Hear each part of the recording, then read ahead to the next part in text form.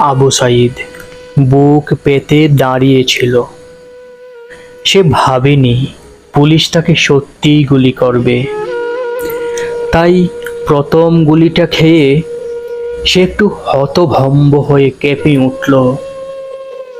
তার বিশ্বাস হলো না ওই প্রান্তের পুলিশ তারই মতো বাংলায় কথা বলে, তার মতো দুবেলা ভাত খায়, একই মাটির গন্ধ গায়ে।